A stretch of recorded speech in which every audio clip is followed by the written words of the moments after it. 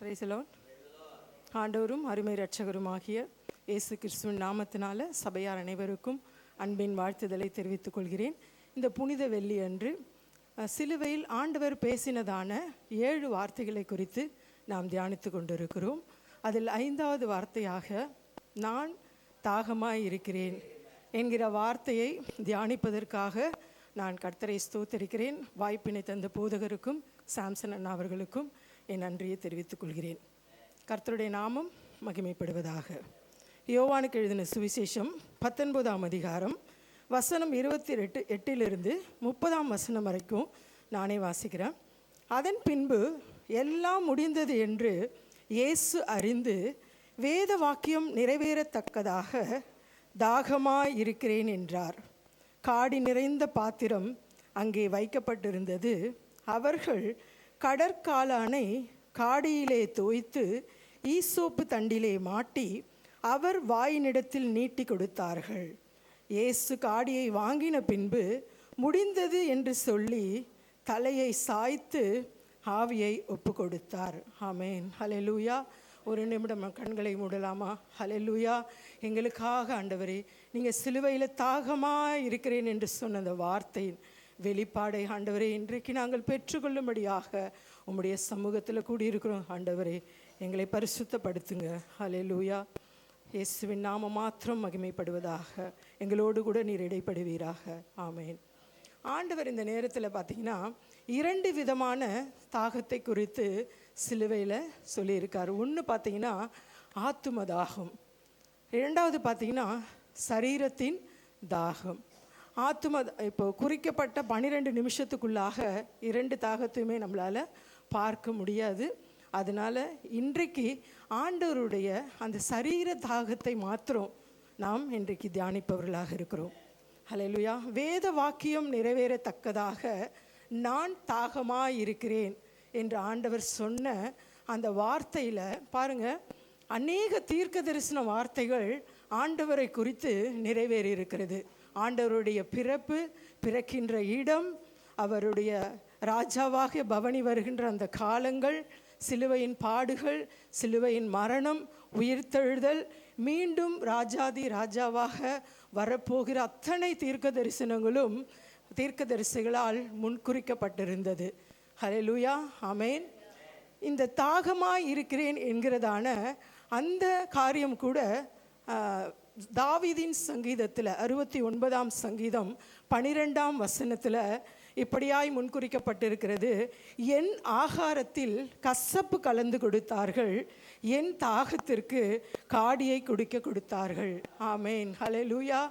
சர்வ வல்லமையுள்ள தேவன், சர்வ அதிகாரம் படைத்தவர், சர்வத்தையும் உருவாக்கின தேவன் பாருங்க, எல்லா மகிமையும் விட்டு நமக்காக 100% மனிதனாக இந்த பூமிக்கு வந்தார். ஹல்லேலூயா. மகிமை. ஹல்லேலூயா. அடிமையின் கோலம் எடுத்தார். சிலுவையில் முடிவு பரியந்தம் வரை, மரண பரியந்தம் வரை தன்னை சிலுவையில் ஒப்பு கொடுத்தவராய் ஆண்டவர் அந்த நேரத்தில் மாம்சத்தில், ஹல்லேலூயா, ஆவிக்குரிய காரியத்தை குறித்து பேசலைங்க, மாம்சத்தில் எவ்வளோ வேதனை இருந்திருக்கும், எவ்வளோ வலிகள் இருந்திருக்கும். இரவு முழுவதும் அலைக்கழிக்கப்பட்டு பிலாத்தினிடத்தில் இழுத்து கொண்டு போகிறார்கள். கெத்செமனே தோட்டத்தில் ஆண்டவர் வியாகுலப்படுகிறார், துக்கப்படுகிறார். ஆண்டவருடைய சரீரம் எவ்வளோ வேதனை அடைந்திருக்கிறோம். ஹல்லேலூயா. ஆண்டவருடைய வேதம் யோவான் 11ஆம் அதிகாரம் அவர் அழுகிறவரோடு அழுதார் என்று நாம் வாசிக்கிறோம். ஹல்லேலூயா. சரீரத்தில் வேதனை ஆண்டவர் அனுபவித்தார். எல்லா மகிமையும் விட்டு, ஹல்லேலூயா, எல்லா மகிமையும் விட்டு, எல்லா அதிகாரங்களையும் விட்டு நமக்காக சிலுவையில் ஆண்டவர் கல்வாரி சிலுவையில் தொங்கிக் கொண்டிருக்கிறார். 6 மணி நேரம், எத்தனையோ அலைக்கழிப்புகள், இரவு முழுவதும் ஆண்டவர் இருதயமும் அவருடைய மனசும் எப்படி சோர்ந்து போயிருக்கும். நிந்தனைகள், அவமானங்கள், கேடுகள் எல்லாவற்றையும் சுமந்தவராய், ஒரு பாவம் அறியாதவர் நமக்காக சிலுவையில் பரிகார பலியாகி அன்றைக்கு தொங்கிக் கொண்டிருக்கிறார். வேத வசனம் சொல்லுகிறது, ஐசியா தீர்க்கதரிசியின் புத்தகத்தில், அவர் மயிர் கத்திரிக்கிறவனுக்கு முன்பாக சத்தமிடாதிருக்கிற ஆட்டை போல பின்னாடி சென்றாராம். ஹல்லேலூயா. ஹல்லேலூயா. நமக்காக, நம்முடைய பிள்ளைகளுக்காக, நம்முடைய பிள்ளைகளுக்காக ஆண்டவர் கல்வாரி சிலுவையில் நிந்தனைகளை சுமந்தார், அவமானங்களை சுமந்தார். ஹல்லேலூயா. பாருங்க, அவர் தாகத்துக்கு தண்ணீர் வேண்டும் என்று ஒரு அதிகாரம் கட்டளை கொடுத்திருந்தால் 1000 தூதர்கள் வந்து அந்த இடத்துல பணிவிடை பண்ணியிருப்பார்கள். ஆமேன், ஹல்லேலூயா. ஆண்டவர் எதுவுமே செய்யலை, தன் வாயை கூட திறக்கல. ஹல்லேலூயா. முடிவு பரியந்தம் வரை, மரண பரியந்தம் வரை தன்னை ஒப்பு கொடுத்தவராய் சிலுவையில் நமக்காக நிந்தனைகளை சுமந்தார். பாருங்க, கானா ஊர் கல்யாணத்தில் திராட்சரசத்தை, தண்ணீரை திராட்சரசமாக மாற்றின ஆண்டவர் இன்னைக்கு கல்வாரி சிலுவையில் நமக்காக, தண்ணீருக்காக தாகமாக இருக்கிறேன் என்று தன்னுடைய தாகத்தை வெளிப்படுத்துகிறார். ஹல்லேலூயா. நாம் நினைவு கூறுவோம். ஹல்லேலூயா. எப்படிப்பட்டதான தாகம். ஹல்லேலூயா. பாருங்க, அன்னைக்கு ஆகார், அடிமை பெண்ணின் ஆகார், அவள் வனாந்திரத்தில் தண்ணீர் தீர்ந்து போன போது, துருத்தியில் தண்ணீர் தீர்ந்து போச்சு, தன் பிள்ளையை தூரத்திலே போட்டு அவள் அழுது கொண்டிருந்தாள். பிள்ளையின் சத்தத்தை கேட்ட ஆண்டவர் ஒரு தண்ணீர் துறவை ஆகாருக்காக திறந்து கொடுத்த ஆண்டவர் இன்னைக்கு கல்வாரி சிலுவையில் தாகமாக இருக்கிறேன் என்று நமக்காக அடிமையின் கோலம் எடுத்து முடிவு பரியந்தம் வரை கீழ்ப்படிந்தவராயிருந்தார். ஹல்லேலூயா. பாருங்க, சிம்சோன் என்கிற நம்மளுக்கு நல்லா தெரியும், பலசாலியான சிம்சோன் பெலிஸ்தரை ஒரு தாடை எலும்பினாலே 1000 பேரை கொன்று போடுகிறான். கொன்று போட்டதுக்கு அப்புறம் பயங்கரமான தாகம், தண்ணீர் இல்லாமல் ஆண்டவரே நான் செத்து போகிறேன், எனக்கு நான் செத்து போனால் பெலிஸ்தர்கள் என்னை பார்த்து கேலி செய்வார்கள், எனக்கு நீங்கள் தண்ணீர் கொடுங்க ஆண்டவரே அப்படின்னு சிம்சோன் ஜெபித்த போது ஆண்டவர் லேகியின் பள்ளத்தாக்கை உடைத்து நீரூற்றை கொண்டு வந்த ஆண்டவர் இன்னைக்கு நமக்காக சிலுவையில் தாகமாய் இருக்கிறேன் என்றார். ஹல்லேலூயா. பாருங்க, தாகமாய் நமக்காக ஆண்டவர் கல்வாரி சிலுவையில் அடிக்கப்பட்டு நொறுக்கப்பட்டு வேதனைகள் அடைந்து நிந்தனைகள் சுமந்தவராய் நமக்காக தாகத்தை வெளிப்படுத்தியிருக்கிறார். பாருங்க, அவருக்கு காடி நிறைந்த பாத்திரத்தை, காடியை குடிக்க கொடுத்தார்களாம். ஈசோப்பு தண்டிலே மாற்றி கடற்காளானிலே தோய்த்தார்கள். அந்த இடத்துல காடி எப்படி வந்திருக்கும்? நான் யோசித்து பார்த்தபோது வேத ஆராய்ச்சியாளர்கள் இப்படி சொல்லுகிறார்கள், சிலுவையில் மரணத்தை சந்திக்கிற அந்த சிலுவை குற்றவாளிகள் இறக்கிற வரைக்கும் ஒரு போர்ச்சேவர்கள் அந்த இடத்துல இருப்பாங்களாம்.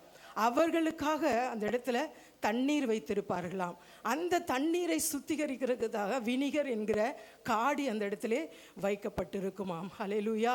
அந்த காடியை ஈசோப்பு நம்மளுக்கு எல்லாம் தெரியும், இஸ்ரவேல் மக்களின் பாவத்தை போக்கும்படியாக ஆட்டுக்கிடாயின் இரத்தத்தை ஈசோப்பினாலே தெளிப்பார்கள் பிரதான ஆசாரியர், நம்முடைய பிரதான ஆசாரியர்கள்.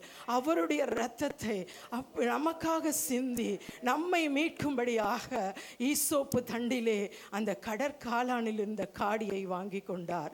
கடற்காளான் எப்படி வந்திருக்குன்னு தெரியலங்க. பஞ்சை விட மென்மையான அந்த கடற்காளான் ஒருவேளை ஆண்டவருக்கு கொடுத்த அந்த போர்ச்சேவகன் ரட்சிக்கப்பட்டவனாக இருந்திருக்கலாம். மெல்லிய கடற்காளானிலே தோய்த்து காடியை கொடுக்கிறான். ஹல்லேலூயா. அந்த சிலுவையின் பாடுகளின் நிமித்தம் அவன் ரட்சிக்கப்பட்டவனாக இருந்திருக்கலாம். ஆமேன், ஹல்லேலூயா. எப்படியோ ஆண்டவர் அந்த கசப்பு கலந்த காடியை ஏற்றுக்கொண்டார். வேத வசனம் சொல்லுகிறது, நமக்காக முழு மனுக்குலத்திற்காக நம்மை மீட்கும்படியாக எல்லா மகிமையும் விட்டு ஆண்டவர் அடிமையின் கோலம் எடுத்து சிலுவையில் எல்லா துரைத்தனத்தையும் அதிகாரத்தையும் வெளியரங்க கோலமாக்கி சிலுவையில் வெற்றி சிறந்து இன்னைக்கு ராஜாதி ராஜாவாக சிங்காசனத்தில் வீற்றிருக்கிறார். மீண்டும் வரப்போகிறார். ஹல்லேலூயா, ஹல்லேலூயா, ஹல்லேலூயா. பழைய ஏற்பாட்டில் பார்த்தீங்கன்னா இஸ்ரவேல் மக்கள் மாராவுக்கு வந்தபோது பயங்கர தாகம், அவர்களுக்கு தண்ணீர் இல்லை, மாறாவின் தண்ணீரோ கசப்பாக இருந்தது என்று வேதம் சொல்லுகிறது. ஆண்டவர் மரக்கிளையை வெட்டி போட்டு மாறாவின் தண்ணீரை மதுரமாய் மாற்றின நம் ஆண்டவர் இன்னைக்கு நமக்காக நம்முடைய கசப்புகளை எடுக்கும்படியாக கல்வாரி சிலுவையில் ஆண்டவர் தொங்கிக் கொண்டிருக்கிறார். நான் தாகமாக இருக்கிறேன் என்று. ஹல்லேலூயா. நம்முடைய வாழ்க்கையில் கசப்புகள் இருக்குமானால், வெறுப்புகள் இருக்குமானால், துக்கங்கள் இருக்குமானால், வேதனைகள் இருக்குமானால் ஆனால் நாம் ஆண்டவரை நோக்கி பார்க்கும்போது ஆண்டவரிடத்தில் வருகிறதான அந்த மேன்மை, ஹல்லேலூயா, நம்முடைய வாழ்க்கையை, கசப்புள்ள வாழ்க்கையை இனிப்பாகவும் மதுரமாகவும் மாற்ற வல்லமை உள்ளதாக இருக்கிறது. ஹல்லேலூயா. எத்தனை பேர் நம்புறீங்க இன்னைக்கு சிலுவையின் வல்லமை நம்ம மீது கடந்து வரப்போகிறது? ஹல்லேலூயா. பாருங்க, நம்முடைய வாழ்க்கையில் கசப்பு இருந்தா, நம்முடைய வாழ்க்கையில் துக்கம் இருந்தா, நம்முடைய வாழ்க்கையில் வெறுமை இருந்தா நம்ம மனுஷங்க கிட்ட தான் போவோம் முதல்ல. ஆனால் வேத வசனம் சொல்லுகிறது, சிலுவையை நோக்கி பார்த்தவர்கள் பிழைத்து கொண்டார்கள். ஹல்லேலூயா.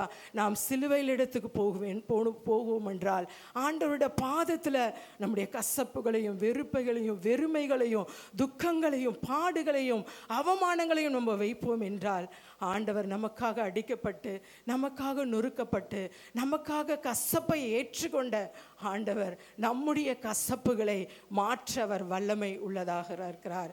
ஹல்லேலூயா, ஆமென், ஹல்லேலூயா. நாம் இன்றைக்கு அவருடைய கசப்பில், நாம் அவருடைய தாகத்தில் நாம் பங்கு பெறுகிறவர்களாக இருக்க முடியுமா? முடியும் என்று வேதம் சொல்கிறது.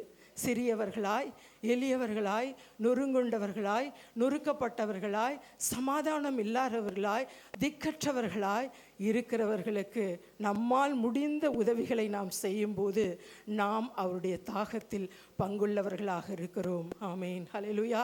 ஆண்டவர் இப்படியாய் நம்ம வரவேற்பார். நான் பசியாக இருந்தேன், எனக்கு ஆகாரத்தை கொடுத்தீர்கள். நான் தாகமாக இருந்தேன், எனக்கு தண்ணீர் கொடுத்தீர்கள். நான் வஸ்திரம் இல்லாமல் இருந்தேன், எனக்கு வஸ்திரத்தை கொடுத்தீர்கள் என்று ஆண்டவர் நம்மை வரவேற்கிறவராக இருக்கிறார். ஒருவேளை அன்றைக்கு சிலுவையின் பக்கத்திலிருந்து நாம் ஆண்டவருடைய தாகத்தை தீர்க்க முடியலையே அப்படின்ற ஒரு குறை நமக்கு இருக்குமானால் இன்றைக்கு நாம் ஆண்டவரை நோக்கி பார்க்கலாம். ஆண்டவர் சொன்னார், இந்த சிறியவர் இவர்களில் எவைகளை செய்கிறீர்களோ அவைகளை எனக்கே செய்தீர்கள் என்ற வசனத்தின்படி சிறியவர்களாய், எளியவர்களாய், இல்லாதவர்களாய், ஏழ்மையுடையவர்களாய், நொறுங்குண்டவராய் இருக்கிறவர்களுக்கு எந்த பிரதிபலனும் பார்க்காமல் தேவ நாம மகிமைக்கென்று நாம் செய்வோம் என்றால் ஆண்டவரின் தாகத்தை நாம் தணிப்பவர்களாக இருக்கிறோம். இன்றைக்கு நாம் கண்களை மூடி ஒரு நிமிடம் ஜெபிக்கலாம். ஹல்லேலூயா. ஆண்டவரே, எங்களுக்காக நீ தாகமாக இருந்தீர். ஆண்டவரே, உம்முடைய தாகத்தை தீர்க்கிறதுக்கு எங்களுக்கு ஒரு வழியும் உண்டாக்கி கொடுத்திருக்கிறீர். ஆண்டவரே, நாங்கள் நினைவு கூறுகிறோம் அப்பா, எங்களுக்காக அடிக்கப்பட்டு, எங்களுக்காக நொறுக்கப்பட்டு, எங்களுக்காக பாடுகளை ஏற்றுக்கொண்டு, எங்களுக்காக துக்கங்களை சுமந்து கொண்டு, எங்களுக்காக நிந்தனைகளை ஏற்றுக்கொண்டு, எங்களுக்காகவும் எங்கள் பிள்ளைகளுக்காகவும் எங்களுடைய பிள்ளைகளுக்காகவும் பிள்ளைகளுடைய பிள்ளைகளுக்காகவும் வேதனைகளை அடைந்த என் ஆண்டவர், இன்றைக்கு நாங்கள் உங்களுடைய தாகத்தில் பங்குள்ளவர்களாய், எளியவர்களை நோக்கி நாங்கள் பார்க்கும்படியாக, சிறுமைப்பட்டவர்கள் மேல் சிந்தையுள்ளவர்களாக இருக்க எங்களை ஒப்பு கொடுக்கிறோம். இயேசுவின் மூலம் ஜெபிக்கிறோம் எங்கள் ஜீவனுள்ள நல்ல பிதாவே, ஆமென். Praise the Lord.